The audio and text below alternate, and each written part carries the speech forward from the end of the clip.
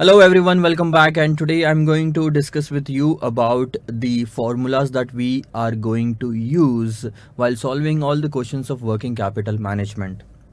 ये सब चीज़ें बताने के पहले कुछ बेसिक्स और एग्जांपल्स के साथ मैं आपको रूबरू करवाना चाहता हूँ. ध्यान देंगे. मान लो ये एक होटल टाइप है, ठीक है. इसके अंदर में ना 4 कमरे हैं. 4 भी नहीं, लो पहले तो सिर्फ एक ही मानो. यहाँ पे एक कमरा है, ठीक है. ये होटल है, यहाँ पे लोग आते हैं, होटल की बुकिंग कराते हैं, रहते हैं 2-3 दिन, 4 दिन, 1 दिन, जैसे भी ठीक लगे और निकल जाते हैं, ठीक है. अब मैं आपको एक सिचुएशन दे रहा हूँ. अगर आप इन सारे एग्जाम्पल्स का सही सही आंसर दे पाओगे तो आपको वर्किंग कैपिटल के सारे फॉर्मूले समझ में आ जाएंगे. अब क्या हो रहा है, धीरे धीरे हर बंदा आके इस होटल में रुकता है, कुछ दिन रहता है और चला जाता है. मैं क्या कह रहा हूँ आपको, टोटल मिला के 365 पीपल साल भर में इस होटल में रहे हैं. कितने लोग? 365 लोगों ने एक साल के अंदर में यहाँ पे बुकिंग कराई थी. बुकिंग कराई, रहे और चले गए. मेरा आपसे सवाल ये है कि एक बंदा average days spent by each person in this hotel. आप ये बताओ कि एक बंदा ऑन एन एवरेज इस होटल में कितने दिन रुका. अब आप कैलकुलेशन लगाना शुरू करो, बहुत ही सिंपल. सर आप कह रहे हो कि साल भर में 365 लोग इस होटल में रुके हैं. अब हो सकता है कि कोई 1 दिन रुका हो, कोई 2 दिन रुका हो, कोई आधा दिन रुक के निकल गया हो, कुछ भी हो सकता है. मैं एवरेज की बात कर रहा हूं और हम एवरेज की ही बात करेंगे. सो प्रैक्टिकल और रियल लाइफ और इसमें इतना सा डिफरेंस रहेगा कि हम सबको एवरेज आउट कर देंगे. आप ये बताओ 365 में से हर बंदा इस होटल में कितने दिन रुका. अभी तक मैंने इंतजार किया और आई होप आपके पास में आंसर रेडी हो. बहुत ही सिंपल सा आंसर है. सर साल भर में 365 दिन होते हैं. साल भर में 365 लोग यहाँ पे रुके. हमेशा जब मैं आता था तो एक ना एक बंदा यहाँ पे रहता जरूर था और उस रूम में एक ही बंदा रह सकता है. कंडीशंस क्या है? 1 रूम 1 पर्सन, 2 लोग नहीं, कपल वपल कुछ भी नहीं, ठीक है. साल में 365 दिन होते हैं. साल में 365 लोग आके रह के गए हैं. तो आपका कैलकुलेशन क्या बनता है पता है? सबसे पहले तो हमेशा कितने बंदे इस होटल में रहते थे? 1, क्योंकि एक रूम एक जन के लिए है. 2 लोग एक साथ रह सकते हैं क्या? 365 दिन में से 24 घंटे होते हैं, 7 दिन होते हैं, कोई भी टाइम पे आके देख लो, एक ही बंदा आपको मिलेगा. ये कंडीशन है. तो एक बंदा रहता है. और रोज की एवरेज बुकिंग कितनी होगी? सर साल भर में 365 बुकिंग हुई है तो रोज का मैं बोल सकता हूं 365 डिवाइडेड बाय 365, एक बुकिंग हुई होगी. यानी कि हर पर्सन यहां पे ऑन एन एवरेज 1 दिन के लिए रुका है. तभी आप बोल सकते हो कि 365 दिन में 365 लोग रुके होंगे. बहुत ही सिंपल सा था सर, मजा नहीं आया. थोड़ा सा कॉम्प्लिकेट करते हैं. ये वही घर है, एक इंसान हमेशा यहाँ पे रह सकता है. मतलब at any point of time maximum 1 person can stay here in a room. लोग साल भर में आते गए, रहते गए, बुकिंग कराते गए और निकलते गए. अब निकलते गए साल भर में मैं आपको बोल के चलता हूं यहाँ पे कि 730 लोग इस होटल को 730 नहीं, 730 नहीं, अभी थोड़े से ना सिचुएशन बदलते हैं. अब इस होटल के अंदर में 2 कमरे हैं. हर कमरे में एक ही बंदा रह सकता है, ठीक है. At any point of time अगर आप आके देखोगे तो दोनों कमरे भरे हुए मिलेंगे. मतलब ऐसा नहीं हो सकता है कि कोई एक ऐसा दिन निकला जिसमें एक कमरा खाली था और एक कमरा भरा हुआ था? नहीं सर, दोनों रूम ऑक्यूपाइड। मतलब ये हाउसफुल चल रहा है थ्रू आउट द ईयर। साल भर में 730 भी नहीं, सिर्फ 365 लोगों ने बुकिंग कराई। सेम एग्जाम्पल जैसे पहला वाला था, सेम टू सेम, सिर्फ रूम्स मैंने बढ़ा दिए। अब at any point of time if you come here, तो आपको पता चलेगा कि 2 लोग एक साथ, मतलब 2 लोग रह सकते हैं इस होटल में। आपको ये बताना है कि 365 में से साल भर रहे हर बंदा कितने दिन यहाँ पे गुजारा एवरेज, मतलब हर बंदे ने ऑन एन एवरेज यहाँ पे कितने दिन गुजारे, आपको ये पता लगाना है। अब यहाँ पे थोड़ा सा कॉम्प्लिकेशंस आना शुरू होते हैं, फिर भी इतना डिफिकल्ट नहीं है ये वाला पार्ट। पता क्या लगाना है सर कि at any point of time इसमें लोग कितने रह सकते हैं? सिर्फ 2 होटल में, ठीक है। उसके बाद ऑन एन एवरेज रोज की बुकिंग कितनी हो रही है? रोज की बुकिंग पहले भी तो ये लिया था ना मैंने, ऑन एन एवरेज डिनोमिनेटर में रोज की बुकिंग कितनी हो रही है? सर 365 दिन होते हैं, 365 लोगों ने बुकिंग कराई तो रोज की बुकिंग 1 हो गई, यानी कि हर पर्सन यहाँ पे 2 दिन रुक सकता है। ऑन एन एवरेज अब यहाँ पे हर पर्सन 2 दिन रुक सकता है। ये आ गया आपका आंसर। पहले वाले का आंसर 1 दिन था क्योंकि एक ही कमरा था, अब 2 कमरे हैं तो 2 दिन एक पर्सन रुक सकता है। आई बात समझ में? क्योंकि एक साथ 2 लोग रुक सकते हैं। अगर एक ही दिन रुकने दिया जाए तो 180 दिन में ही कहानी खत्म हो जाएगी, 180 182 दिन में, फिर बाकी के खाली रहेंगे ना। अब थोड़ी सी कहानी और बदलते हैं फिर से। कमरे हैं 4,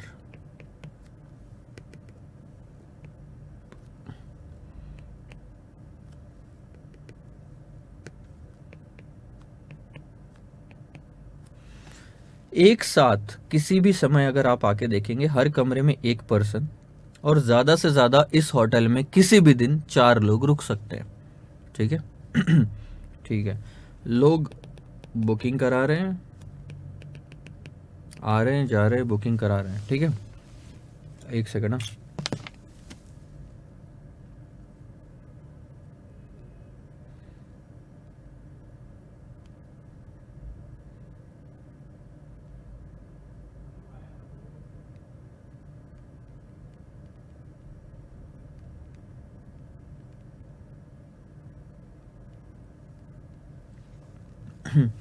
बुकिंग करा रहे हैं, मैं कहता हूं साल भर में 720 लोगों ने बुकिंग कराई है, यानी 720 लोग, 720 नहीं 730 लोग यहाँ पे आके रह के गए। क्वेश्चन क्लियर रखो माइंड में। सर साल भर में 730 लोग रह के गए, एक साथ इस कमरे में मैक्सिमम 4 रूम है, हर रूम में एक ही जन रह सकता है। At any point of time 4 लोग यहाँ पे दिखते हैं, यानी हाउसफुल चल रहा है, हाउसफुल चल रहा है। आप इस सवाल का जवाब दो कि हर पर्सन यहाँ पे कितने दिन रुका, ऑन एन एवरेज एक बंदा यहाँ पे कितने दिन रुका। सिंपल सा लॉजिक लगाओ, कोई फॉर्मूला नहीं है इस चीज का। 730 बुकिंग, ठीक है, 4 कमरे हाउसफुल, एक बंदा कितने दिन के लिए यहाँ पे बुकिंग कराता है ऑन एन एवरेज। अब अगर एक दिन में 4 लोग बुकिंग कराते हैं, ध्यान देना, और सिर्फ एक ही दिन रहते हैं, तो आप सिंपल सा कैलकुलेशन लगाओगे सर 730 लोगों की बुकिंग एक साथ अगर होती है 4-4 के हिसाब से, तो कितने दिन में कहानी खत्म हो जाएगी? ये तो सिर्फ 182.5 डेज में कहानी खत्म हो जाएगी। लेकिन हमारे यहाँ लोग कितने, हमारे यहाँ तो साल 365 थे और हाउसफुल बता रहे हो सर आप, यानी कि ये एक दिन नहीं रुके, ये थोड़ा ज़्यादा रुके हैं। कैसे पता लगाओगे कि कितना ऑन एन एवरेज आता है? बहुत ही सिंपल, एक साथ मैक्सिमम लोग कितने रहे हैं यहाँ पे साल भर में? कभी भी अगर आप जाके देखते वहां पे तो कितने लोग दिखते? ज़्यादा से ज़्यादा 4, और divided by per day booking कितनी होती थी? Average people who use to enter this hotel per day, average, ठीक है। सो आप देख लो 730 बुकिंग हुई है साल भर में, 365 दिन में 730 बुकिंग, डिवाइडेड बाय 365। तो हर दिन कितनी बुकिंग होती थी? 2। यानी हर दिन कोई ना कोई 2 लोग निकलते थे, 2 लोग एंटर करते थे ऑन एन एवरेज। तो अब अगर इससे कैलकुलेशन लगा के देखो तो आपका आंसर आता है 2 डेज। यानी कि यहाँ पे हर पर्सन 2 दिन रुक के गया है, ये आंसर आता है। अब अगर ये वाला पार्ट आपके समझ में आ गया तो वर्किंग कैपिटल के सारे आपको फॉर्मूले समझ में आ जाएंगे। यहाँ पे आप अपना दिमाग खुद लगा के देखो और आगे बढ़ना नहीं जब तक ये समझ आता नहीं। इसके कई और तरीके हैं आंसर को निकालने के। एग्जाम्पल, सर 730 डिवाइडेड बाय 4 अगर आप करोगे, ठीक है तो होते हैं 182.5, ठीक है। 4 लोग एक दिन रुके तो टोटल मिला के ऐसे 182.5 डेज होते हैं। साल भर में 365 दिन होते हैं, डिवाइडेड बाय 182.5 करोगे तो भी आंसर आपका 2 दिन आता है। ऊपर में डेज, नीचे में डेज, तो आंसर भी डेज में आया, 2 टाइम्स 2 डेज, ठीक है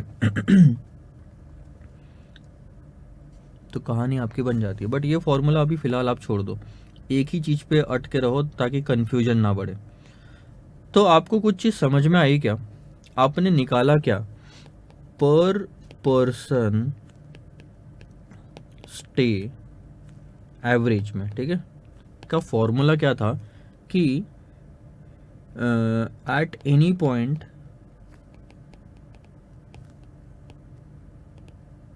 मैक्सिमम लोग जो रहते थे वो divided by per day booking, ठीक है। तो आपने ऐसे निकाला। अब मैं आता हूं अपनी कहानी पे, फॉर्मूला बदलेगा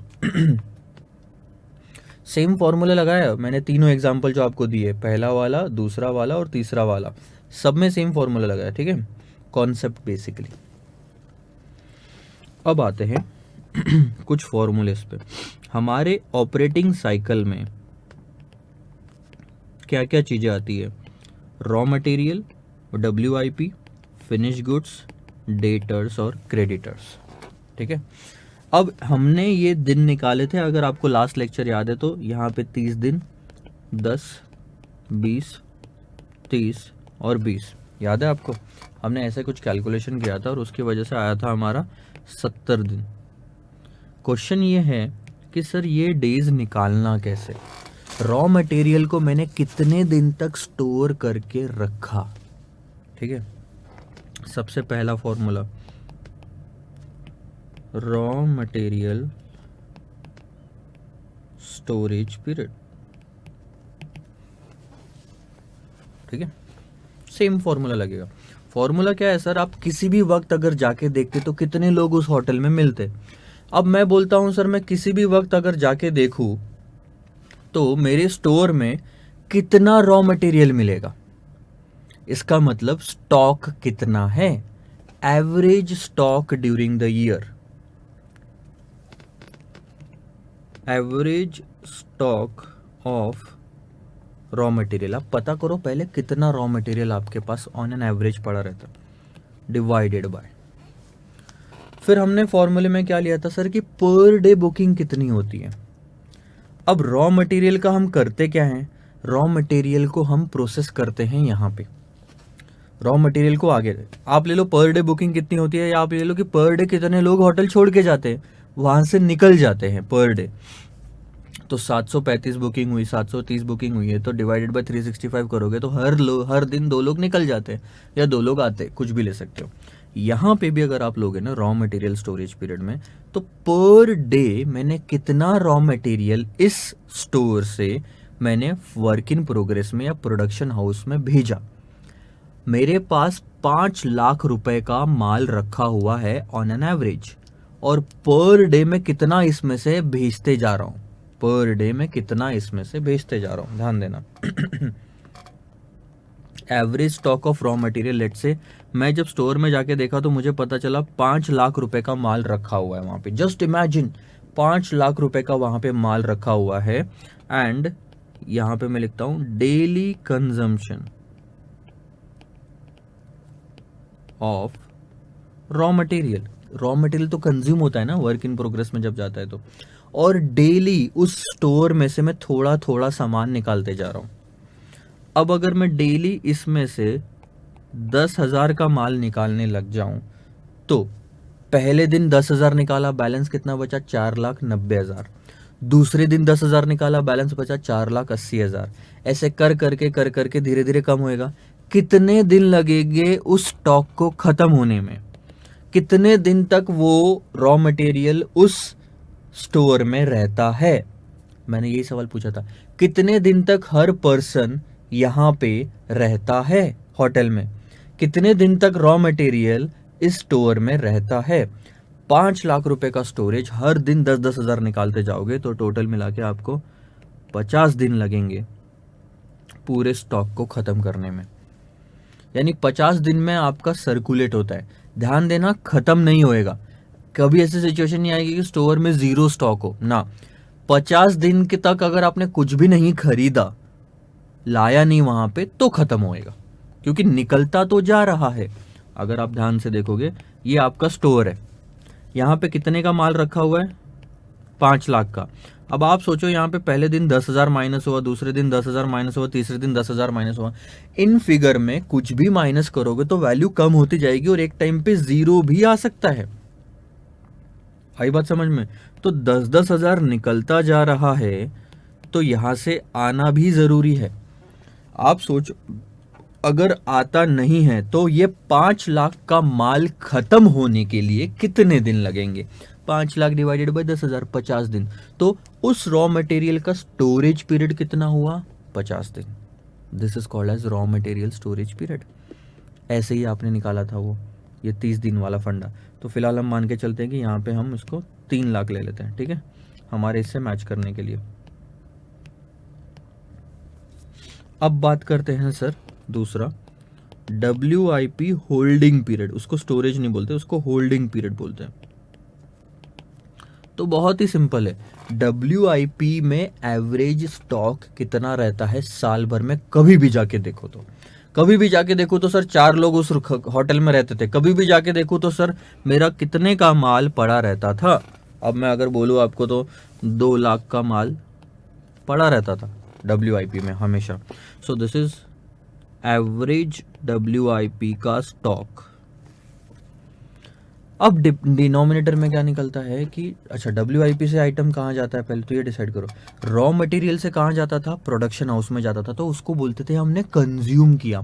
लेकिन यहाँ पे माल बन के फिनिश गुड्स में जाता है, तो हम बोलते हैं उसको प्रोड्यूस किया। माल बनाया, तब मशीन से निकल के, फैक्ट्री से निकल के फिनिश गुड्स वाले डिपार्टमेंट में गया। तो पर डे प्रोडक्शन कितना है? हम होटल के केस में पर डे बुकिंग ले रहे थे। पर डे यहाँ पे मैं प्रोड्यूस कितना कर रहा हूँ? WIP को प्रोड्यूस करते हैं, होटल में बुकिंग होती है। सो पर डे प्रोडक्शन कितना है?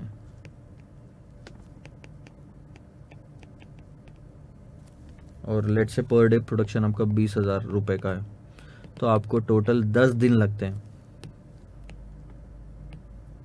सोचो, ये मशीन है, ये फैक्ट्री है, इसके अंदर 2 लाख रुपए का WIP का स्टॉक पड़ा हुआ है, होल्ड है। उसमें से हो सकता है कुछ रॉ मटेरियल, वेजेस और ओवरहेड हो। अब आप एक काम करो अब आप एक काम करो ये जो आपको दिख रहा है फैक्ट्री, इसके अंदर 2 लाख का माल है। इसका एंट्रेंस जो है यहाँ पे बंद कर दो, यानी अब रॉ मटेरियल इसके अंदर नहीं आएगा। और रोज इस मशीन से 10,000 20,000 रुपए का गुड्स तैयार होके बाहर निकलते जा रहा है। 2 लाख में से 20,000 तैयार हुआ, कितना बचा? 1,80,000। दूसरे दिन और 20,000, 1,60,000, और 20,000 तीसरे दिन, 1,40,000। आप ये बताओ सर कि ये 2 लाख का जो अमाउंट इसमें पड़ा है, कितने दिन लगेंगे पूरा गुड्स तैयार होके बाहर आने में? 10 दिन। 10 दिन में सारा का सारा WIP का स्टॉक खत्म हो जाएगा, अगर एंटर कुछ नहीं किया तो WIP का स्टोरेज पीरियड कितना हुआ? होल्डिंग पीरियड कितना हुआ सर? 10 दिन का। ठीक है। तीसरी चीज, फिनिश गुड स्टोरेज पीरियड। अब WIP से उस चीज को बना के, प्रोडक्शन करके, आप उसको कहां पे भेजते हो? गुड्स को स्टोरेज में।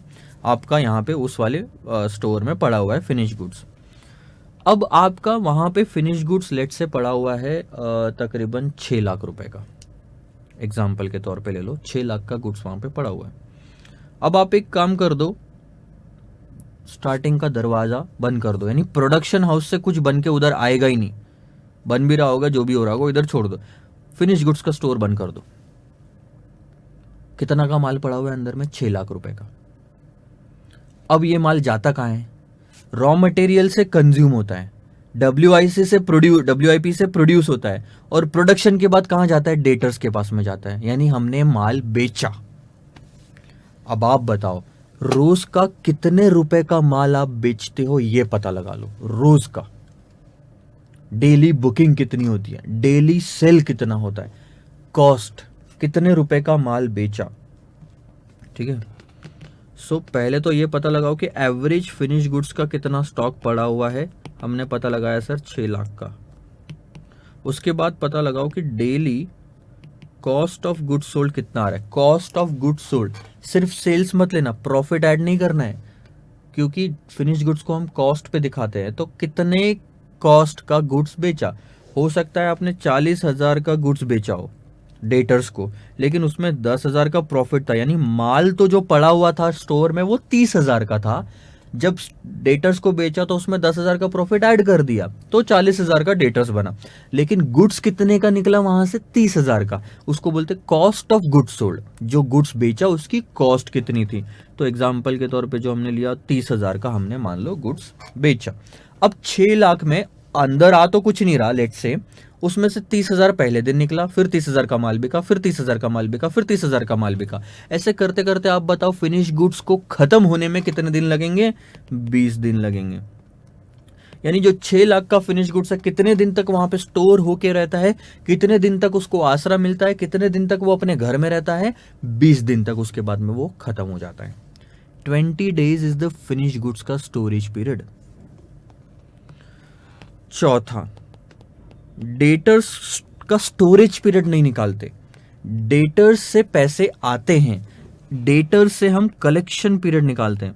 तो इसको आप डेटर्स कलेक्शन पीरियड बोलो या रिसीवेबल्स कलेक्शन पीरियड बोलो। ठीक है, अब ये भी बहुत ही सिंपल है। एवरेज डेटर्स साल भर में आपके कितने रहते हैं? सेम फॉर्मूला, एवरेज डेटर्स साल भर में कितने रहते हैं? सर देख लो, अभी एवरेज डेटर ना मेरे साल भर में रहते हैं लेट से 5 लाख के। 5 लाख भी मत करो,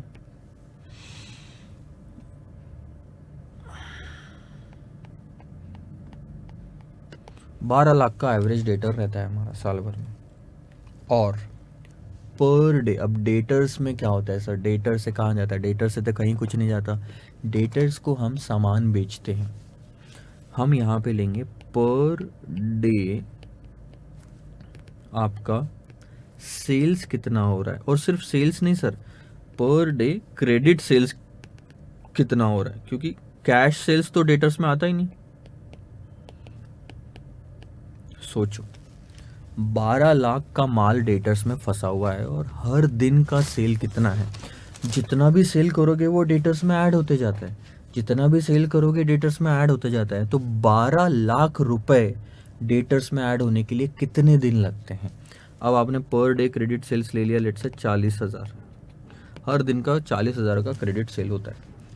12 लाख रुपए से ज़्यादा के डेटर्स नहीं रहते, यानी 12 लाख अचीव होने के बाद में जब 12 लाख 40,000 होता है तो पुराना 40,000 वापस आ जाता है, फिर 12 लाख वापस 40,000 होता है तो वापस पुराना 40,000 आ जाता है।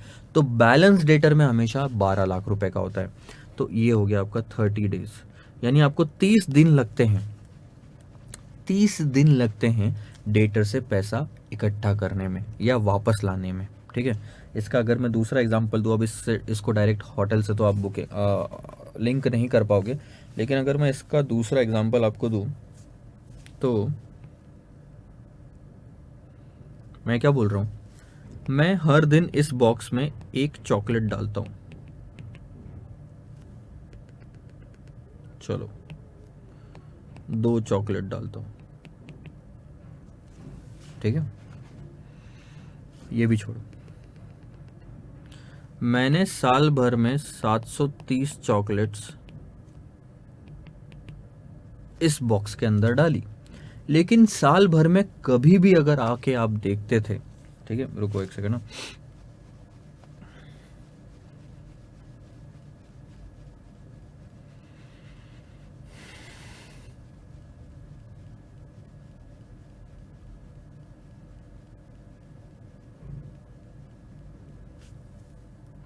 साल भर में कभी भी अगर आके आप देखते थे तो इस बॉक्स में 60 चॉकलेट्स होती थी, उससे ज़्यादा नहीं होती थी।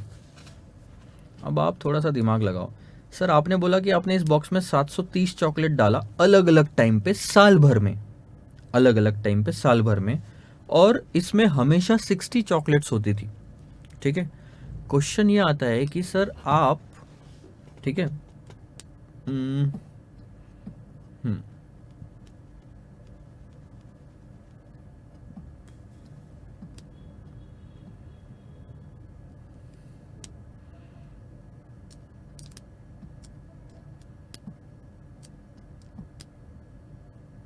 एक सेकंड होल्ड करना।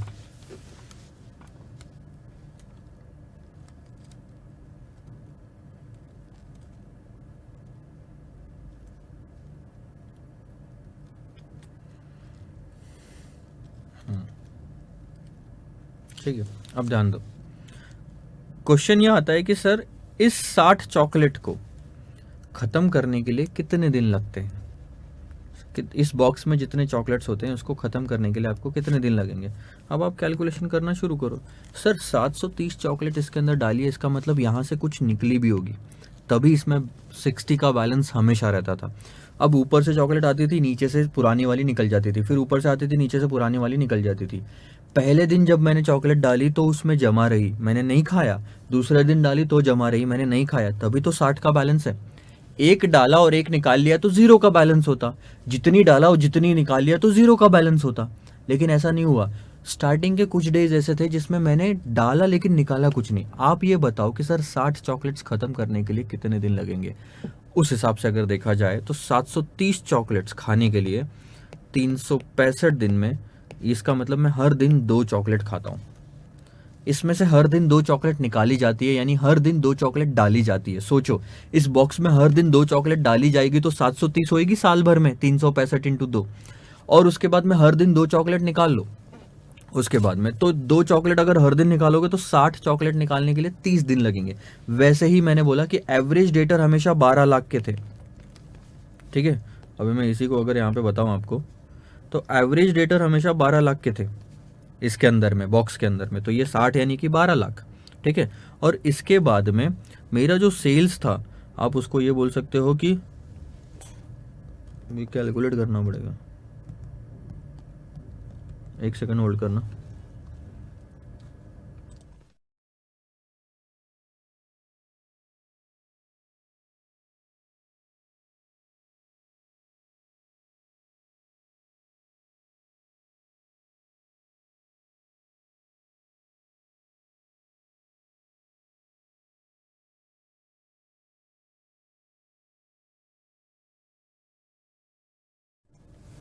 यानी कि मेरा जो सेल्स था वो था सर 14,000, 16 लाख का, 1400, मतलब ये तकरीबन 1000, यानी ये तो कुछ आपका आ रहा है 1,46,00,000 का।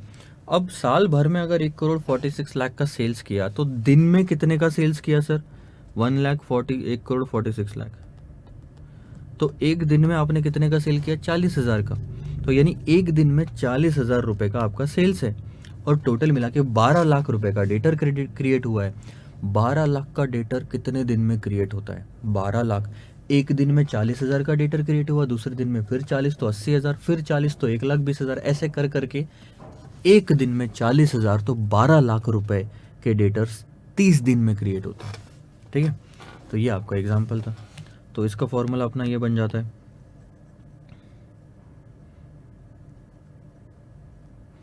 अब लास्ट वाला लेते हैं अपन, 5वां, क्रेडिटर्स कलेक्शन पीरियड। अब क्रेडिटर्स कलेक्शन पीरियड में क्या होता है? क्रेडिटर से हम सर परचेज करते हैं, माल खरीदते हैं, तो एवरेज क्रेडिटर्स कितने रहे हैं आप ये बता दो कि किसी भी इस टाइम पे हर साल जो है वो टोटल मिला के मान लो 5 लाख के क्रेडिटर्स हमेशा आपके रहते हैं। अब आपको ये बताना है सर कि आप पर डे क्रेडिटर्स कब क्रिएट होते हैं ये पता करो। जब आप माल खरीदते हो तब क्रेडिटर्स क्रिएट होते हैं। डेटर्स कब क्रिएट होते हैं? जब आप माल बेचते हो। तो आपने क्या लिया? कितने का माल हर रोज बेचा। डेटर्स में आपने ये लिया कि कितने का माल हर रोज बेचा। क्रेडिटर्स में क्या लूंगा? कितने का माल मैंने हर रोज खरीदा, पर डे क्रेडिट परचेस। कितने दिन में ये 5 लाख का क्रेडिटर्स क्रिएट हो जाएगा? अगर मेरा हर दिन का परचेस 25,000 का है तो एक दिन में 25,000, 2 दिन में 50,000, 3 दिन में 1.5 लाख, 4 दिन में 2 लाख, ऐसे कर करके, सॉरी 3 दिन में 75,000, 4 दिन में 1 लाख, 5 दिन में आपका 1,25,000, ऐसे 25,000 ऐड करके आप बताओ कितने दिन लगेंगे 5 लाख रुपए का सेल, सॉरी क्रेडिटर क्रिएट करने के लिए? 20 दिन। 20 दिन में आपका 5 लाख का क्रेडिटर क्रिएट होता है और उसके बाद 5 लाख का ही बैलेंस रहता है। इसका मतलब क्या होता है कि 21st डे क्या होगा? और 25,000 का क्रेडिटर क्रिएट होगा तो वो 5,25,000 हो जाएगा। लेकिन पहले दिन का 25,000 का क्रेडिटर का पेमेंट हम कर देंगे तो वापस 5 लाख पे आ जाएगा। यानी 21st डे क्या होता है पता है? 5 लाख में 25,000 ऐड होता है क्योंकि नया 21st डे का आपका परचेस है। लेकिन इसमें से 25,000 और माइनस हो जाता है क्योंकि आप पेमेंट कर देते हो फर्स्ट डे जो खरीदा था, क्योंकि फर्स्ट डे जो खरीदा था उसके 20 दिन कंप्लीट हो चुके हैं, अब आपको पेमेंट करना है। इसीलिए हमेशा 5 लाख का ही बैलेंस मेंटेन रहता है। So that's why it comes to 20 days. Answer जो आया आपके सारे के सारे फॉर्मूले हमने यहाँ पे डिस्कस करके रखे, ध्यान देंगे एक बार। रॉ मटेरियल स्टोरेज पीरियड अगर आप देखोगे तो average stock of raw material कितना था divided by average cost of raw material consumption per day. एक दिन में कितना कंज्यूम कर लेते हो? एक दिन में 10 रुपए का कंज्यूम करते हो तो स्टॉक अगर 100 रुपए का है तो 100 रुपए का स्टॉक कंज्यूम करने कितने दिन लगेंगे? 10 दिन लगेंगे। स्टोरेज पीरियड 10 दिन हो गया। वर्क इन प्रोग्रेस में एवरेज स्टॉक कितना है वर्क इन प्रोग्रेस का डिवाइडेड बाय कितना प्रोडक्शन कर रहे हो, cost of production per day. Raw material consume होता है, WIP से प्रोडक्शन होता है, फिनिश गुड से सेल्स होता है, सेल्स से कलेक्शन आता है और क्रेडिटर्स को पेमेंट होता है। ये सब चीजें डिनोमिनेटर में याद रखनी है आपको। फिर आता है सर फिनिश गुड्स का, तो average stock of finish goods कितना है plus cost of goods sold कितना है, दोनों में डिफरेंस देखो। ये कॉस्ट ऑफ प्रोडक्शन है, ये कॉस्ट ऑफ गुड्स सोल्ड है। उसके बाद में आता है रिसीवेबल का कलेक्शन पीरियड, तो एवरेज रिसीवेबल्स आपके कितने रहते हैं वो, प्लस आप कितना का क्रेडिट सेल करते हो रोज का। और उसके बाद में आता है सर रिसीवेबल्स का पेमेंट पीरियड, ये कलेक्शन, सॉरी ये थोड़ा सा मिस्टेक हुआ है यहाँ पे, ये डेटर्स नहीं आएगा, दिस इज पेबल्स, ये आप ठीक कर लेना अपनी बुक में, क्रेडिटर्स, और कलेक्शन की जगह आएगा पेमेंट। सो पेबल्स और पेमेंट, तो एवरेज पेबल्स कितने और एवरेज क्रेडिट परचेज कितना है per day. What is most important here is credit sales and credit purchases. ये मैं अंडरलाइन कर रहा हूँ, ये नोट कर लो, ठीक है। हर एक में यहाँ cost of goods sold matter करता है, यहाँ कॉस्ट ऑफ प्रोडक्शन मैटर करता है, यहाँ कंजम्पशन मैटर करता है। पहले रॉ मटेरियल कंज्यूम होगा, फिर गुड्स तैयार होगा यानी प्रोडक्शन होगा, फिर बिकेगा, बिकने के बाद पैसा आएगा, पैसा आने के बाद क्रेडिटर को पैसा जाएगा। ये पूरी साइकिल है जो आपको याद रखनी है। तो ये फॉर्मूलेज याद रखने में कोई दिक्कत आएगी? बहुत ही दिक्कत नहीं है सर इसमें। हर चीज का स्टोरेज पीरियड निकालना है या होल्डिंग पीरियड निकालना है या कलेक्शन या पेमेंट पीरियड निकालना है तो सबसे पहले उसका स्टॉक बैलेंस कितना है न्यूमरेटर में रख दो। रॉ मटेरियल तो raw material stock, finish goods तो finish good stock, debtors collection period तो डेटर्स कितने, क्रेडिटर्स कलेक्शन पीरियड तो क्रेडिटर्स कितने, न्यूमरेटर में स्टॉक रख दो। डिनोमिनेटर में पर डे उससे रिलेटेड वैल्यू लेनी है। रॉ मटेरियल को कंज्यूम करते हो तो कंजम्पशन पर डे, WIP से प्रोड्यूस करते हो तो production per day, finish goods को बेचते हो तो cost of goods sold per day, debtor से पैसा आता है तो डेटर्स को सेल करते हैं तब होता है तो sales per day, credit sales, creditor से credit purchases per day. Simple, denominator में ये चीज आ गई। सो काफी टाइम लग गया हमको क्वेश्चन नंबर 29 को समझाने के लिए, but this is very important, ठीक है। आ जाओ सर, क्वेश्चन नंबर 30 आप पढ़ लो, कोई उसमें बड़ी बात नहीं है, बहुत ही मतलब छोटा छोटा उसका बोलने का मतलब है, छोड़ भी सकते हो आप अगर छोड़ना चाहो तो। How are the estimates of various components of working capital made. अब ये जो क्वेश्चन नंबर 29 हमने देखा उसका उल्टा है 31। अब यहां पे हम क्या निकाल रहे हैं, रॉ मटेरियल की इन्वेंट्री निकालना चाहते हैं। वहां इन्वेंट्री दी हुई थी तो स्टोरेज निकाल रहे थे, यहां इन्वेंट्री निकालना है तो स्टोरेज दिया हुआ होना चाहिए। तो देखो फॉर्मूले में आपको आता है average raw material storage period, यानी उसी फॉर्मूले को आप उल्टा घुमा दो। एग्जाम्पल पहला वाला लो, raw material storage period is equal to average stock of raw material divided by average cost of raw material consumed per day. अब आप एक काम करो, ये वाला जो पार्ट है ना, जो 30th क्वेश्चन है 31st, उसमें क्या निकालने बोला है, average stock of raw material कितना, ये कैसे निकालेंगे, average cost of raw material consumption per day जो है इसको इधर लेके आ जाओ, तो आपका मल्टीप्लाई हो जाएगा कि storage period multiplied by consumption per day. अब यहां पे देखो यहां पे क्या दिया हुआ है, यहां पे भी वही चीज दी है, स्टोरेज पीरियड तो वो हो गया, ये है स्टोरेज पीरियड, और इतना जो पार्ट है ना आपका, ये है कंजम्पशन पर डे।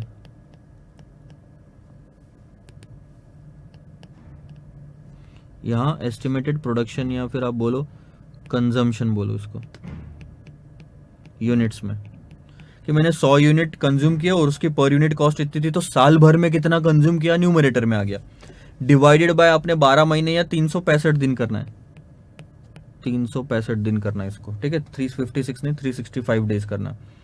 तो आप बताओ साल भर में कितना कंज्यूम किया डिवाइडेड बाय 365, यानी मैं बोल सकता हूँ कंजम्पशन पर डे आया है। यानी ये जो फॉर्मूला हमने इधर देखा, इसी में से तो average stock of raw material निकलता है। कभी मैं स्टोरेज पीरियड निकालने बोलूँ तो ये फॉर्मूला ले लेना, और स्टॉक ऑफ रॉ मटेरियल निकालने बोलूँ तो consumption per day multiplied by storage. फिर WIP में cost of production per day multiplied by WIP holding period, फिर cost of good sold per day finish good storage period, सब आ जाता है। सिंपल। बोलने का दूसरा मतलब ऐसा कि 30 दिन का अगर स्टोरेज है और रोज आप 2000 का माल बेच रहे हैं, 20,000 का माल बेच रहे हैं कॉस्ट ऑफ गुड सोल्ड, तो 20,000 इंटू 30 जब करते हैं तो आपको पता चलता है 6 लाख रुपए आपका फिनिश गुड्स का स्टॉक है। अब आप मुझे बताओ, इसमें से अगर मैंने 6 लाख और 20,000 दे दिया तो आप स्टोरेज पीरियड निकाल सकते हो, और 30 और 20,000 दे दिया तो आप 6 लाख निकाल सकते हो। तो क्या दिक्कत है, कोई दिक्कत है, बस फॉर्मूले को घुमाना है। तो क्वेश्चन नंबर 31 पूरा फॉर्मूला आपका उसी पे बेस्ड है, ठीक है। थोड़ा सा बस कहीं ना कहीं प्रॉब्लम हुई है फॉर्मूले में, ये मैं ठीक कर देता हूँ। Cost of sales per unit, मैं आपको जो PDF पहुँचाऊँगा वो सही वाला पहुँचाऊँगा। एस्टिमेटेड प्रोडक्शन की जगह एस्टिमेटेड सेल्स लेना पड़ेगा यहाँ पे, कि कितने यूनिट मैंने बेचे divided by sales per unit कितनी थी कॉस्ट ऑफ गुड्स सोल्ड, तो डिवाइडेड बाय 365 करोगे मल्टीप्लाइड बाय, अच्छा कितने यूनिट आपने बेचे मल्टीप्लाइड बाय कितने की एक गुड्स की कॉस्ट थी, प्राइस नहीं, सेलिंग प्राइस नहीं, कॉस्ट कितनी थी डिवाइडेड बाय 365, तो आपका वो आ जाता है। और एवरेज फिनिश गुड्स का स्टॉक, ठीक है, credit sales per unit, receivables और कॉस्ट ऑफ सेल्स, सेम फॉर्मूले, सेम सारे फॉर्मूले सेम, उसी फॉर्मूले को उल्टा करना है और कुछ भी नहीं है। मैं आपको करके दिखाता हूँ फिर से एक बार, ताकि आप, नहीं तो आप बोलोगे सर हमको कराया नहीं कुछ भी। आपने निकाला था एवरेज रॉ मटेरियल का स्टोरेज पीरियड, तो ये था एवरेज रॉ मटेरियल की inventory divided by raw material consumption per day. अब मैं बोल रहा हूँ इस पार्ट को इधर ले लो, तो आपका ऐसा फॉर्मूला बनेगा, रॉ मटेरियल की inventory is equal to consumption per day, raw material consumption per day multiplied by raw material storage period, ठीक है, ये तो समझ में आया। अब ये जो कंजम्पशन पर डे है, इसको क्या मैं ऐसा लिख सकता हूं, रॉ मटेरियल, आप ध्यान देना, कंजम्पशन पर ईयर, अब मैंने साल भर का ले लिया और डिवाइडेड बाय 365 कर दिया, तो क्या पर डे आएगा, आएगा सर, तो ये भी फॉर्मूला सही हुआ, multiplied by raw material storage period. अब उन्होंने और आगे क्या किया, कंजम्पशन पर ईयर में आप साल भर में कितना कंज्यूम किया इन यूनिट्स बता दो, और मल्टीप्लाइड बाय एक यूनिट की प्राइस बता दो, तो वही आएगा जो न्यूमरेटर में ऊपर लिखा है, consumption in units per year into price, अगर आप करोगे तो कंजम्पशन पर ईयर आएगा, divided by 365 into raw material storage. बताओ, कोई भी 1% का भी फॉर्मूले में चेंज नहीं है, सिर्फ उसको एक्सपांड या कॉन्ट्रैक्ट करना है। तो पहले वाले फॉर्मूले से दूसरे वाला फॉर्मूला आपका बनता है। ऐसे ही सारे किए गए हैं, आप एक बार उसको देखना। अब ये जो था पहला वाला क्वेश्चन नंबर 31, ये बोलता है कि करंट असेट्स वर्किंग कैपिटल में क्या क्या लगते हैं उसको एस्टिमेट करो। तो हमने बेसिकली करंट असेट्स को ही एस्टिमेट किया है। रॉ मटेरियल करंट असेट्स में आता है, वर्किंग प्रोग्रेस करंट असेट्स में आता है, एक सेकंड ना, फिर आपका फिनिश गुड्स भी करंट असेट्स में आता है, रिसीवेबल्स भी करंट असेट्स में आता है, और कैश एंड कैश इक्विवेलेंट भी करंट असेट्स में आती है। लेकिन अब यहाँ पे उन्होंने करंट लायबिलिटी पूछा। लायबिलिटी में क्या, ट्रेड पेबल आएंगे। पेबल को भी उन्होंने उसी तरीके से किया हुआ है कि क्रेडिट पीरियड कितना अलाउ किया। ये क्रेडिट पीरियड और कुछ नहीं, पेमेंट पीरियड है जो हमने उसमें निकाला था पहले वाले में। वैसे ही डायरेक्ट वेजेस का आ जाएगा और वैसे ही ओवरहेड्स का आ जाएगा। इन सब चीज़ों में हम फार्मूला जब देखेंगे तब भी, फार्मूला यानी कि जब क्वेश्चंस देखेंगे तब भी हम इन सब चीज़ों को देखेंगे। अब डायरेक्ट वेजेस और ओवरहेड जो होते हैं ये खर्चे हैं आपके। तो डायरेक्ट वेजेस कितना खर्चा हुआ ये निकालना है, तो बहुत ही सिंपल है। खर्चा कितना हुआ अगर आप देखोगे तो आप सबसे पहले तो ले लो कि सर एस्टिमेटेड लेबर आवर्स कितने हैं, कितने लेबर आवर्स लगे और 1 घंटे का कितना वेज देते हो। साल भर में अगर आपको 500 घंटे का आपने काम करवाया, 1 घंटे के 10 रुपये देते हो, तो वो आ जाते हैं 5,000 रुपये। और 5,000 रुपये को जब आप 365 से डिवाइड करते हो तो एक दिन का लेबर आ जाता है। अब ये पूरा प्रोसीजर 1 दिन का हो गया। 1 दिन की कॉस्ट को आप मल्टीप्लाई करोगे कि कितना टाइम डायरेक्ट वेजेस जो है आप कितना टाइम का स्टोरेज करके रखते हो, मतलब कितना टाइम का आउटस्टैंडिंग होता है, बैलेंस शीट में दिखता है। सो डायरेक्ट वेजेस हम मान के चलते हैं कि हम 15 दिन का आउटस्टैंडिंग रखते हैं, तो 15 इंटू अगर आप ये 1 दिन का करोगे तो आपको डायरेक्ट वेजेस आउटस्टैंडिंग कितने पता चले। 1 दिन का आउटस्टैंडिंग इतना, तो 15 दिन का कितना। वैसे ही ओवरहेड का है कि 1 दिन का ओवरहेड इतना, estimated overhead divided by 360 days या 365 ले लो, ठीक है, into time lag in payment of wages. So time lag in payment of overheads कर देंगे इसको। ये थोड़ा सा चेंजेस मैं यहाँ पे करके भेजता हूँ आपको, कुछ चीज़ें ना गलत हुई है तो मैं ये PDF में चेंज कर दूंगा बस, ठीक है। अब इसके बाद में सबसे इम्पॉर्टेंट जो कि हम बार बार इस्तेमाल करेंगे हमारे सिलेबस में, illustrate using a table estimation of the working capital requirement. Working capital requirement के टाइम पे कौन सा फॉर्मेट आपने इस्तेमाल करना है, ये वाला ध्यान दो। सबसे पहले हम करंट असेट से शुरू करेंगे। करंट असेट में सबसे पहले इन्वेंट्री आता है। इन्वेंट्री में आप 3 चीज़ें आपको निकालनी पड़ेगी, रॉ मटेरियल का स्टॉक कितना, वर्क इन प्रोग्रेस का स्टॉक कितना और फिनिश गुड्स का स्टॉक कितना। बोलो, रॉ मटेरियल का स्टॉक निकालने का क्या फॉर्मूला है। रॉ मटेरियल का स्टॉक निकालने का फॉर्मूला बहुत सिंपल है सर। रॉ मटेरियल्स को हम कंज्यूम करते हैं, वर्क इन प्रोग्रेस से हम प्रोडक्शन करते हैं, फिनिश गुड्स को हम बेचते हैं, डेटर्स में भी हम बेचते हैं, और क्रेडिटर्स में हम क्या करते हैं सर, क्रेडिटर्स में हम पेमेंट करते हैं। ये बात समझ में आ रही, सो ध्यान देना। रॉ मटेरियल का कंज्यूम करते हैं तो कंजम्पशन पर डे निकालो, ठीक है, कंजम्पशन पर डे निकालो, मल्टीप्लाइड बाय रॉ मटेरियल का स्टोरेज पीरियड, कितने दिन का स्टोर करके रखते हो। 1 दिन में 1,000 रुपए का कंज्यूम करते हो और 30 दिन तक स्टोर करके रखते हो, तो 30 इंटू 1,000, 30,000। वर्क इन प्रोग्रेस की प्रोडक्शन पर डे कितना है, वर्क इन प्रोग्रेस को प्रोड्यूस करते तो प्रोडक्शन पर डे कितना है, और मल्टीप्लाइड बाय इसका होल्डिंग पीरियड कितना है। फिनिश गुड्स, फिनिश गुड्स में आप सेल्स कितना कर रहे हो, cost of goods sold per day कितना है, मल्टीप्लाइड बाय स्टोरेज पीरियड कितना है। बहुत ही सिंपल, वही फॉर्मूला जो हमने इसके पहले क्वेश्चन नंबर 31 में देखा, वही सारा यहाँ पे अप्लीकेबल है। ऐसे ही करके रिसीवेबल्स में ट्रेड डेटर्स और बिल्स आ जाएगा, कैश बैलेंस मिनिमम रखना है तो वो। फिर ग्रॉस वर्किंग कैपिटल आ जाता है। ग्रॉस वर्किंग कैपिटल यानी सिर्फ करंट असेट्स, जब उसमें से करंट लायबिलिटी माइनस करते हो तो नेट वर्किंग कैपिटल आता है। सो ट्रेड पेबल्स निकालना है, bills payable, wages payable, payables for overhead, ये चारों चीजें अगर दिए तो हर बार क्वेश्चन में नॉर्मली इतनी सारी चीजें नहीं रहेगी, ये फर्स्ट फॉर्मेट आपको दिया। अब इसके बाद में आपने कहा निकल जाता है excess of current assets over current liabilities, यानी कि अब आप क्या कर चुके हो, current assets minus current liability कर चुके हो, this is called as net working capital. Net working capital आ गया। अब इसमें अगर सेफ्टी मार्जिन क्वेश्चन में दिया हुआ रहा तो ऐड करेंगे। लेट से हमको पता चल गया कि यार करंट असेट जो है ना, हमको करंट असेट्स इन टोटल लगने वाले हैं 5 लाख रुपए के, और करंट लायबिलिटीज जो आ रही है टोटल, वो टोटल लगने वाली है 2 लाख रुपए की। तो नेट वर्किंग कैपिटल आपका कितना आ गया, 3 लाख। लेकिन कई बार हमारे एस्टिमेट गलत भी हो सकते हैं, इसलिए हम सेफ्टी मार्जिन रखते हैं कि चल 3 लाख लगने वाला ऐसा लग रहा ना, 3 लाख लगने वाला ऐसा रख रहा ना, हम 30,000 का और सेफ्टी मार्जिन मेंटेन कर लेते हैं। Net working capital required is 3,30,000।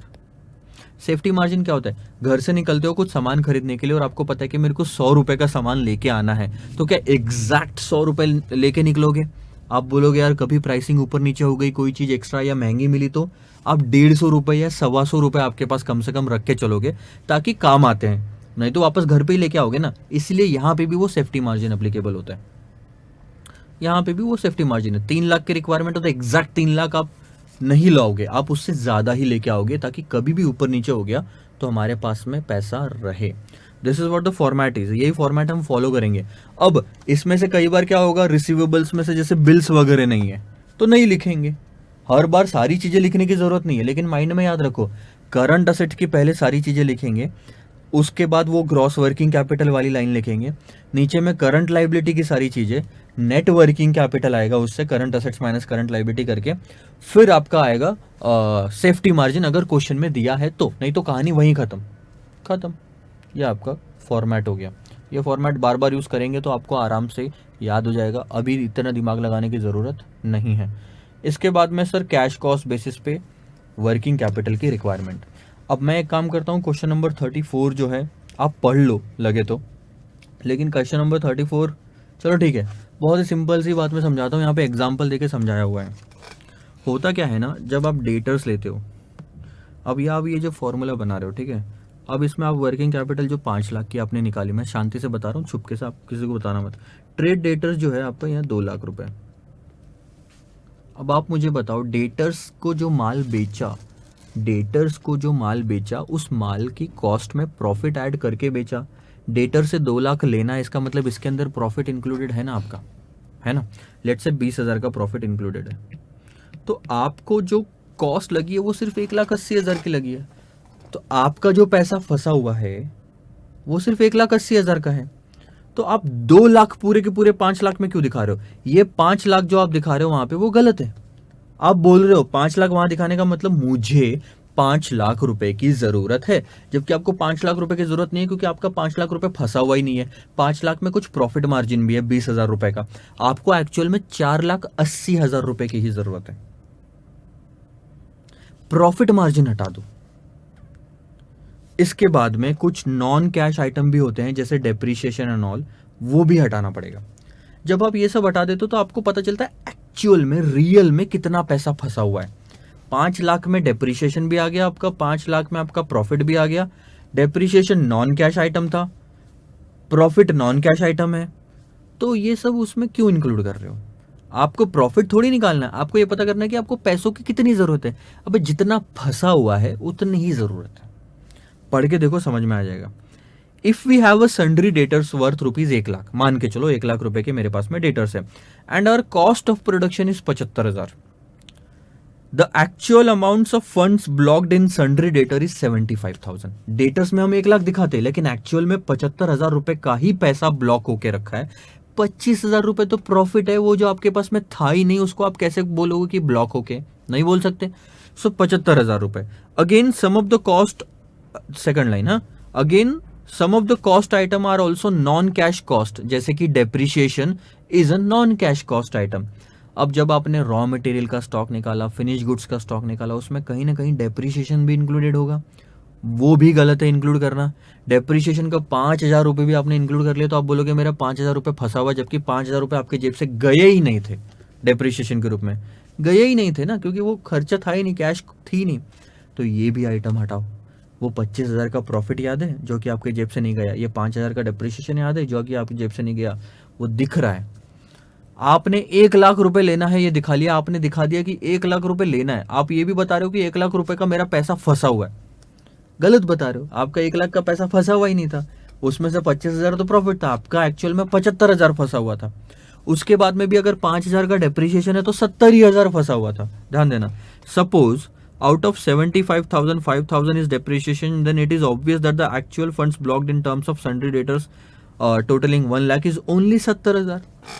अबे आपने 70,000 का खर्चा किया अपने जेब से कैश, 5,000 का डेप्रीशिएशन ऐड किया 75, 25,000 का प्रॉफिट ऐड किया 1 लाख, और डेटर्स को माल 1 लाख में बेचा, और आप बोल रहे हो कि 1 लाख रुपए फंसा हुआ है, 70,000 फंसा हुआ है। ठीक है। In other words, 70,000 is the amount of fund required to finance the sundry debtors worth rupees 1 lakh. इसी मेथड को अगर आप उस टेबल में, ध्यान देना, इस पूरे टेबल में सन्ड्री डेटर्स को, इस पूरे टेबल में अगर आप सन्ड्री डेटर्स को 1 लाख बोल के दिखाते हैं तो आप नॉर्मल तरीके से वर्किंग कैपिटल के रिक्वायरमेंट को कैलकुलेट कर रहे हो। लेकिन 1 लाख न दिखाते हुए अगर आप सिर्फ 70,000 दिखाओगे, इसका मतलब आपने जो ये रिक्वायरमेंट बनाई है ये कैश कॉस्ट बेसिस पे बनाई है। जितनी कैश लगी है सिर्फ उतनी ही कैलकुलेशन में आपने कंसिडर की, उससे ज्यादा नहीं। ठीक है, तो 70,000 हो गया। इसी को बोलते हैं sir working capital estimation based on cash cost. इसके अंदर में 2 आइटम, मोस्टली 2 आइटम, एक तो प्रॉफिट एंड डेप्रिसिएशन। और याद मत करो, डेप्रिसिएशन का बोलने का मतलब मेरा ये है कि non cash item, non cash item जो भी इंक्लूडेड है सब हटा दो, तो जो रिक्वायरमेंट आपकी आएगी वो कम हो जाएगी अब, और उसको बोलते हैं कैश कॉस्ट बेसिस पे। वो ज्यादा अप्रोप्रिएट मेथड है। डेटर्स वाला पूरा दिखाना, 1 लाख दिखाना इस गलत, बट 70,000 दिखाना इस सही। क्वेश्चन हमको जब तक कैश कॉस्ट बेसिस पे नहीं बोलता तब तक हम नॉर्मल तरीके से ही दिखाएंगे। आगे जब मैं सॉल्व करूंगा तब आपको समझाऊंगा। अब इसके बाद में यहाँ पे आता है कि दूसरा एक नया कॉन्सेप्ट, देखो ध्यान से, थोड़ा सा माइंड खाली कर लो और एक आखिरी कॉन्सेप्ट बचा है, या ध्यान दो। Briefly explain the effect of double shift working. यार दिन में 8 घंटे की शिफ्ट होती है, अगर हमने डबल शिफ्ट लगा दी जो रियल लाइफ में होती है, पेपर मिल और कई सारे मिल्स में जाके देखना 3-3 शिफ्ट में लोग काम करते हैं, 24 घंटे मशीनें शुरू रहती है। तो डबल शिफ्ट में काम करने का इम्पैक्ट क्या पड़ता है ये आपको बताना है। So briefly explain the effect of double shift working on working capital requirement. क्या शिफ्ट डबल होने से वर्किंग कैपिटल की रिक्वायरमेंट भी डबल हो जाती है? अब आपने वर्किंग कैपिटल की रिक्वायरमेंट निकाला 10 लाख रुपए, अगले साल से 2 शिफ्ट में काम करना शुरू कर दिया, यानी रेवेन्यू भी डबल हो जाएगा। अब आपका 5 करोड़ का रेवेन्यू था, अब 10 करोड़ का रेवेन्यू हो जाएगा अगर डबल शिफ्ट है तो क्या जो 1 लाख की वर्किंग कैपिटल थी अब वो भी 2 लाख हो जाएगी, यानी सब डबल हो जाएगा? नहीं, इसमें जो लिखा हुआ है वो चीज समझा रहा हूं। वर्किंग कैपिटल की रिक्वायरमेंट डबल नहीं होती शिफ्ट डबल करने से, भले ही सेल्स डबल हो जाए, वर्किंग कैपिटल की रिक्वायरमेंट डबल नहीं होती। क्योंकि आज WIP में जो माल गया था वो कल आता, प्रोडक्शन बनता ना, प्रोडक्शन होता, कल प्रोडक्शन होता नॉर्मल केस में। लेकिन डबल शिफ्ट की वजह से आज जो माल 3 बजे दोपहर को गया है अंदर मशीन में, वो 9 बजे 10 बजे ही रात को बाहर आ जाएगा प्रोडक्शन होके, क्योंकि डबल शिफ्ट में काम हो रहा, जल्दी काम हो रहा है। तो वर्किंग कैपिटल की रिक्वायरमेंट थोड़ी बढ़ती है लेकिन इतनी नहीं बढ़ती। तो ये जो 1 लाख है इसका 2 लाख नहीं होएगा, 1 लाख का हो सकता है 1,20,000 ही हो। सिर्फ डबल शिफ्ट में सिर्फ 20,000 का आपका वर्किंग कैपिटल बढ़ा है, ये होता है मतलब। कैश भी आपको इतना नहीं लगता, पहले यार कैश आपको इतना मेंटेन करके रखना पड़ता था, अब ज़्यादा मेंटेन करना, ऐसा कुछ भी नहीं है। डबल शिफ्ट हो रही है इसका मतलब सेल्स भी बढ़ा है, तो जल्दी जल्दी माल निकल भी रहा है, तो इसलिए वर्किंग कैपिटल की रिक्वायरमेंट डबल नहीं होती। मान के ये चलना, वर्किंग कैपिटल की रिक्वायरमेंट डबल नहीं होती। माल उस डब्बे में जितना भरा है उतना ही भरा है। ध्यान दो मैं क्या बोल रहा हूँ। रोज़ पहले 10 चॉकलेट डब्बे में डालते थे, ठीक है, अब उसमें से कुछ चॉकलेट निकाल के खा जाते थे लोग, और हमेशा इसमें 4 ही चॉकलेट बचती थी। तो कितनी खाते थे? 10 डाली 4 बची 6 खा जाते थे। दूसरे दिन 10 डाली 4 बची 6 खा जाते थे। कितने खाए? 10 खाए। 10 डाली 4 पहले से थी 14, और उसमें से 4 ही बचानी, तो 10 खाए। 10 डाला 10 निकाला, 10 डाला 10 निकाला, हमेशा बैलेंस कितना? 4। डबल शिफ्ट में अगर आप काम कर दोगे तो 20 डालोगे, ठीक है, 10 की जगह 20 डालोगे, तो 20 और 4 24। अब 10 नहीं खाई जाएगी, अब आपकी तकरीबन हो सकता है कि 15 17 18 ऐसे खाई जाती है। तो 4 की जगह हो सकता है वो 5 या 6 का वर्किंग कैपिटल रहे, 4 का 8 नहीं होता, 4 का 8 नहीं होएगा। सो ये फर्क पड़ता है, डबल शिफ्ट से डबल वर्किंग कैपिटल नहीं होता, क्योंकि जो प्रोसेस है उसमें उतना ही ऑयल लगना है, उतना ही तेल लगना है खाना बनाने में। फटाफट फटाफट बनाओगे तो ज़्यादा तेल लगेगा at any point of time, ऐसा नहीं होता, ठीक है। टोटल में भले ही ज़्यादा लगे लेकिन रोटेट होता रहेगा। So this is what the entire meaning is of the double shift. एक बार पढ़ना, ये काफ़ी इंपॉर्टेंट है थ्योरी के पॉइंट ऑफ व्यू से। सो थ्योरी में इस पे 4-5 मार्क का क्वेश्चन आ सकता है, मैं आपको अभी से बता के चल रहा हूँ, तो ये चीज़ आप नोट करके रखना. So this is what the entire thing of the working capital management is. जो 2 क्वेश्चन थे फॉर्मूले वाले, उसको वापस से देखना. नहीं समझा होगा मैं फिर से आपको समझाऊंगा सारे क्वेश्चंस में. नेक्स्ट लेक्चर से शुरू करते हैं sir, practical questions on working capital. यहाँ तक पहुँचने में कई सारी क्लासेस में आपको हो सकता है कि इतना डिटेल में ना समझाया गया हो या फिर ना आपने समझा हो. It's very important to understand the theory. Please go through this theory again if you want. And मतलब इतना ज़्यादा एग्जाम पॉइंट ऑफ व्यू से रिलेवेंस नहीं है, बट यहाँ से जो आप देखने वाले हो वो ज़्यादा इंपॉर्टेंट है. वापस इन सारे कॉन्सेप्ट्स को मैं बता रहा हूँ, हर कॉन्सेप्ट को डिटेल में वापस से समझेंगे जब क्वेश्चंस करेंगे, और एक टाइम के बाद में मैं आपको होमवर्क देना शुरू कर दूंगा. So don't worry if you have not learn anything till now. I hope ये नौबत नहीं आएगी, आपको बहुत कुछ समझ में आया होगा. मैंने जितना भी पढ़ाया, अगर आपको उसका 40% भी समझ में आ गया यहाँ तक, तो बिंदास रहिए, मैं इतना ही एक्सपेक्ट कर रहा था. बाकी 60% मैं वापस आगे समझाऊंगा, तो प्रेशर लेके बैठने की कोई ज़रूरत नहीं. All the best. क्वेश्चन के लिए मिलते हैं नेक्स्ट वाले लेक्चर में. फिलहाल के लिए थ्योरी वाला पहला यूनिट यहीं पे ख़त्म करते हैं, introduction of the working capital. इसको पॉलिश करेंगे, नरिश होंगे आप जब आप सारे क्वेश्चंस कर चुके होंगे. अभी चिंता छोड़िए, क्वेश्चंस खत्म होने के बाद में आप डिसाइड करना कि आपको आता है या नहीं आता है. वहाँ पे आई एम श्योर कि आप बोल पाएंगे हाँ सर अब आ गया, मेरे को मज़ा आ गया. So let's move ahead and we'll meet in the next lecture with the practical questions of Unit 1, Introduction to Working Capital Management. Bye bye.